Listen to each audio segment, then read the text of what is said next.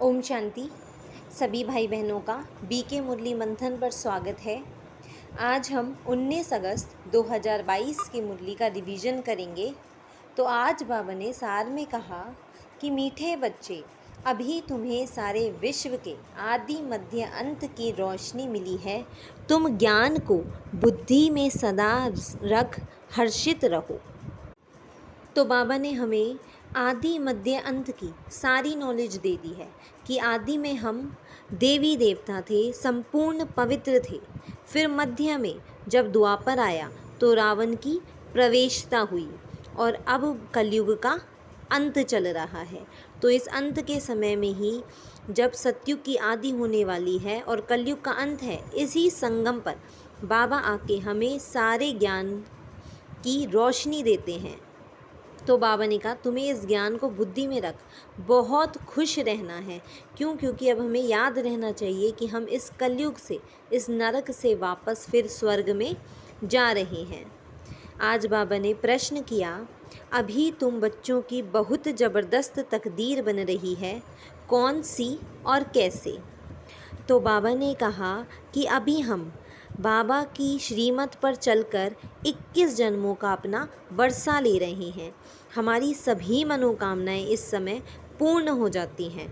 तो बाबा ने कहा यह है ज़बरदस्त तकदीर जो बाबा हमारी इस समय ही बनाते हैं। आज का गीत है तकदीर जगाकर आई हूँ। तो आज बाबा ने मुरली में कहा कि यह है ज्ञान सागर और ज्ञान नदियों का मेला। बाबा ने कहा जब भक्ति पूरी होती है और तुम पूरी दुर्गति तुम्हारी हो जाती है, जब मैं आता हूँ तुम्हें वापस सदगति में ले जाने, यानी कि पतित से पावन बनाने। और बाबा ने कहा कि मैं तुम्हें इतना पावन बनाता हूँ जो आज कलयुग के अंत तक भी तुम पूजे जाते हो। तो बाबा ने कहा कि तुम्हें याद रखना है कि तुम ही पहले देवी देवता थे, सो आप ब्राह्मण बने हो और फिर से देवी देवता बनोगे। बाबा ने कहा आज कृष्ण जन्माष्टमी बनाते हैं, तो इसे अष्टमी क्यों कहा है? क्योंकि बाबा ने कहा शास्त्रों में लिखा है कि देवकी का 8वां बच्चा श्री कृष्ण था। लेकिन बाबा ने कहा यह सब शास्त्रों के गपोड़े हैं, क्योंकि कृष्ण 8वां नहीं बल्कि सतयुग का पहला प्रिंस होता है। बाबा ने कहा अब मैं तुम्हें शास्त्रों का सारा सार समझाता हूँ। बाबा ने कहा ये जो भी शास्त्र हैं ये भक्ति की सामग्री है, और उसमें भी द्वापर में सबसे पहले अव्यभिचारी भक्ति थी, यानी कि ही एक शिव की ही पूजा होती थी। तो अब बाबा ने कहा कि अब तो भक्ति का भी अंत है, इसलिए बाबा आकर ज्ञान सुनाते हैं। फिर बाबा ने कहा वही महाभारत लड़ाई लगेगी, प्राकृतिक आपदाएं भी आएंगी, क्योंकि देवताएं इस पतित दुनिया में तो पैर भी नहीं रख सकते, इसलिए इस दुनिया की सफाई भी होनी है ज़रूर। बाबा ने कहा उन्होंने कृष्ण को द्वापर में दिखा दिया, जबकि कृष्ण के मुंह में तो स्वर्ग का गोला दिखाते हैं, और उन्होंने राम को सतयुग में दिखा दिया है, जबकि राम के हाथ में धनुष देते हैं। क्योंकि बाबा ने कहा असल में सतयुग में तो कृष्ण होता है और राम होता है त्रेता में, क्योंकि राम सीता है क्षत्रिय चंद्रवंशी। तो बाबा ने कहा दुनिया वाले कुछ भी समझते नहीं हैं, लेकिन अब बाबा हमें पूरा ज्ञान दे रहे हैं, और बाबा ने कहा इस ज्ञान के बल से ही तुम्हें माया पर विजय पानी है।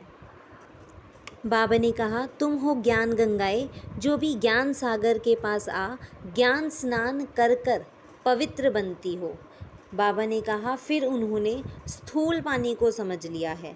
हर वर्ष गंगा के पास जाकर नहाते हैं, पर बाबा ने कहा गंगा में जाने से कोई भी पतित से पावन नहीं बनता, बल्कि बाबा ने कहा और ही वो लोग पतित बनते आए हैं। बाबा ने कहा हम बच्चे अभी वहाँ जा नहीं सकते, क्योंकि हम जाते हैं सच्चे सच्चे ज्ञान सागर के पास। आगे बाबा ने कहा कि पढ़ाई को कभी भी मिस नहीं करना है। ये नहीं कहना है कि हमारे पास समय नहीं है, क्योंकि बाबा ने कहा यह पढ़ाई है ही पद्मापति बनाने के लिए, पद्मापदम बनाने के लिए। और बाबा ने कहा कि अगर पढ़ाई को मिस करेंगे तो गुह्यते गुह्य पॉइंट्स जो हैं उन्हें कैसे समझ पाएंगे।